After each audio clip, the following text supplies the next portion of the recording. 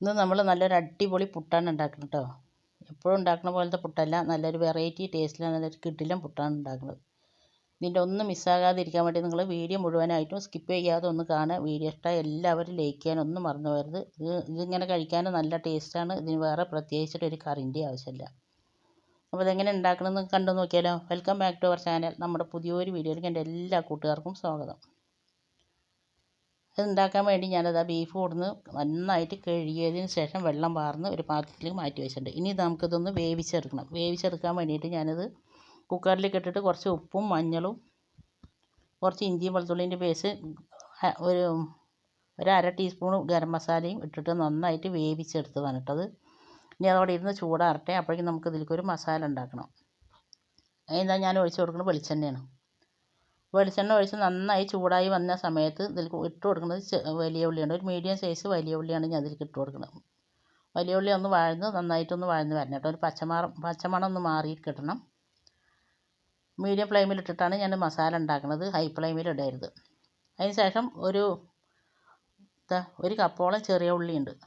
ചെറിയ ഉള്ളി ഇടുമ്പോഴാണ് നല്ല ടേസ്റ്റ് വരിക കേട്ടോ. ചെറിയ ഉള്ളി എടുത്ത് നന്നായിട്ട് ചെറുതാക്കി മുറിച്ചതിന് ശേഷം ഞാൻ ഇട്ട് കൊടുത്തിട്ടുണ്ട്. ഇനി ഉള്ളികളൊക്കെ നന്നായിട്ട് വഴന്നതിന് ശേഷം ഞാനിതിൽ കുറച്ച് ഉപ്പിട്ട് കൊടുക്കുന്നുണ്ട്. പിന്നെ അതിലേക്ക് ഒരു ടീസ്പൂണ് ഇഞ്ചിയും വെളുത്തുള്ളിൻ്റെയും പേസ്റ്റ് ഇട്ട് കൊടുക്കുന്നുണ്ട്. നമ്മൾ ഇറച്ചി വേവിക്കുമ്പോൾ ഒരു കുറച്ച് ഇട്ട് കൊടുത്തിട്ടുണ്ട് കേട്ടോ, ഇഞ്ചിയും വെളുത്തുള്ളിയും ഗരം മസാലയൊക്കെ.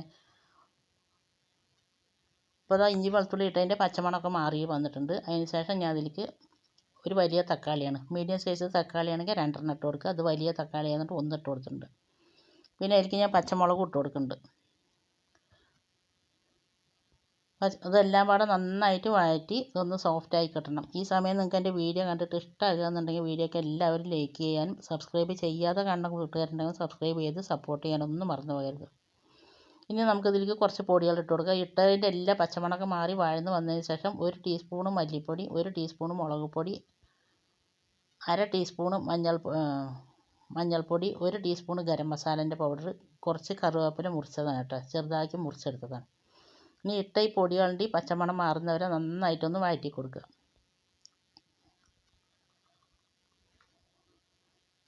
നിങ്ങൾ ആരെങ്കിലും ഇതേപോലെ ഒന്ന് പുട്ടുണ്ടാക്കിയിട്ടുണ്ടെങ്കിൽ താഴെ കമൻറ്റിൽ അറിയിപ്പിക്കണം കേട്ടോ. അപ്പോൾ പച്ചമണമൊക്കെ പൊടികളുടെയൊക്കെ പച്ചമണം മാറിയിട്ടുണ്ട്. അതിന് ശേഷം നമ്മൾ വേവിച്ച് വെച്ച ബീഫ് നന്നായിട്ട് ചൂടാറിയതിന് ശേഷം മിക്സിൻ്റെ ജാറിലിട്ട് പൊടിച്ചെടുത്തതാണിത്. ഈ മസാല തിന്നാൽ നല്ലൊരു ടേസ്റ്റാണ് കേട്ടോ, കിടിലൻ ടേസ്റ്റാണ്. ഈ മസാല ഇട്ടതിന് ശേഷം ഞാനിതിലേക്ക് കുറച്ച് നാരങ്ങ നീര് ഒഴിച്ച് കൊടുത്തിട്ടുണ്ടായിരുന്നു.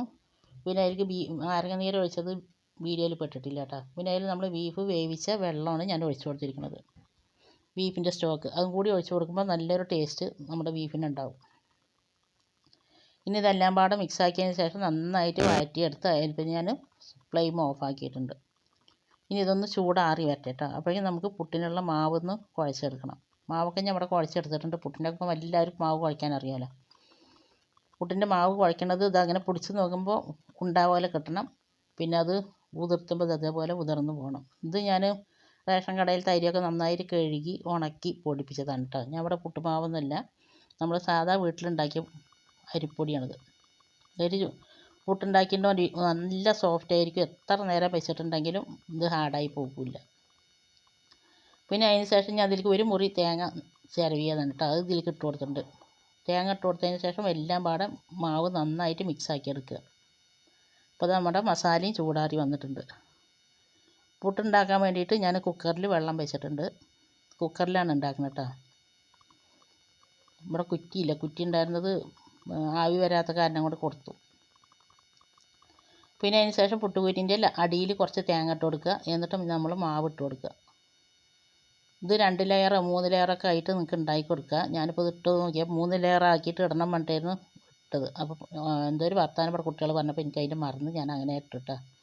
പിന്നെ നമ്മൾ ഉണ്ടാക്കിയ മസാല എല്ലാ ഭാഗത്തും നന്നായിട്ട് ഇട്ട് കൊടുക്കുക. അപ്പോഴാണ് പുട്ട് കഴിക്കുമ്പോൾ എല്ലാ ഭാഗത്തും ഉണ്ടാവുള്ളൂ.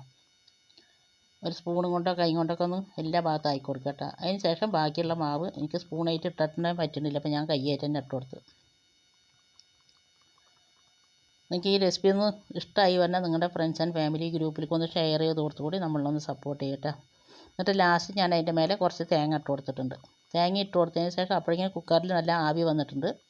ആവി വന്നതിന് ശേഷം പുട്ടും കുറ്റി വെച്ച് കൊടുത്തിട്ടുണ്ട്. ഇനി ഇത് ആവി വന്നതിന് ശേഷം നമ്മൾ കുറച്ച് നേരം കൂടി അങ്ങനെ തന്നെ വെക്കണം കേട്ടോ. അപ്പോഴാണ് പുട്ട് വേകുള്ളൂ, നന്നായിട്ട് വെന്ത് കിട്ടുള്ളൂ. ആവി വരുന്നത് നിങ്ങൾക്ക് കാണുന്നുണ്ടോയെന്ന് അറിയില്ല, നന്നായിട്ട് ഇപ്പോൾ ആവി വരാൻ തുടങ്ങിയിട്ടുണ്ട്. അതാണ് ഞാൻ സൂം ചെയ്ത് കാണിച്ചത്. ഇപ്പോൾ പുട്ട് വെന്തതിന് ശേഷം ഞാനിതാ കുത്തിയെടുക്കുന്നുണ്ട്.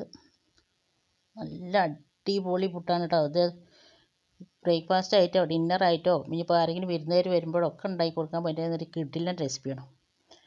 ഇതേപോലെ നിങ്ങളൊന്ന് ഉണ്ടാക്കി നോക്കിയിട്ടാ. പിന്നെ നമ്മളിതിൻ്റെ മുമ്പിൽ കുറേ ഐസ്ക്രീമിൻ്റെ റെസിപ്പികളും കുക്കുംബർ വെച്ചൊരു തൈര് കറി, സാധാ തൈര് കറി ചൂടിനൊക്കെ പറ്റിയിട്ടുള്ള കുറേ കറികളും കുറേ ഡിഷുകളൊക്കെ ഞാനിട്ടുണ്ട്. കാണാൻ താല്പര്യമുള്ളവരൊക്കെ ഒന്ന് കണ്ടു നോക്കി.